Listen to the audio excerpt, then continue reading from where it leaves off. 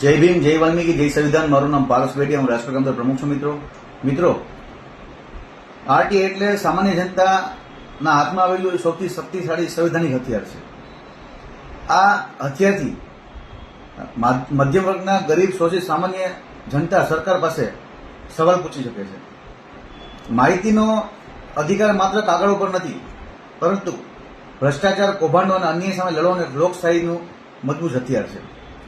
અમારા દ્વારા તારીખ 8/10/2025 ટાઉન પ્લાનિંગમાં એક અરજી આરટીઆઈ કરવામાં આવી હતી કે રોડ રસ્તા ક્યારે કેવી રીતે બનાવે છે, કેમ બનાવે છે, તેનું બજેટ ને આ તે તમામ મુદ્દા લઈ અમે આરટીઆઈ બનાવી હતી. આ આરટીઆઈને આજે 8 મહિના થઈ ગયા છતાં ટાઉન પ્લાનિંગમાંથી જવાબ નથી આવ્યો. હવે તમે વિચાર કરી શકો છો કે 8 મહિનાથી આરટીઆઈને જવાબ નથી આવ્યો. હવે આમાં આરટીઆઈની ગરિમા ક્યાં જળવાની?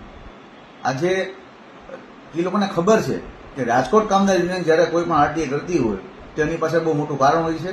કારણ કે અમારી લડવાની પદ્ધતિ એવી છે, જ્યારે અમારી પાસે કોઈ કૌભાંડો કે કોઈ ભ્રષ્ટાચારો આવે છે તો અમે તરત એને મીડિયામાં ખુલ્લા પડીએ છીએ અને એને એક્સપોઝ કરીએ છીએ. કારણ કે અમારું કામ છે અન્યાય સામે લડવાનું અને કૌભાંડોને અટકાવવાનું છે.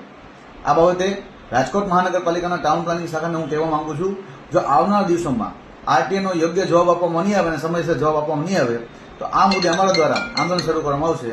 જય ભીમ, જય વાલ્મીકી, જય સંવિધાન.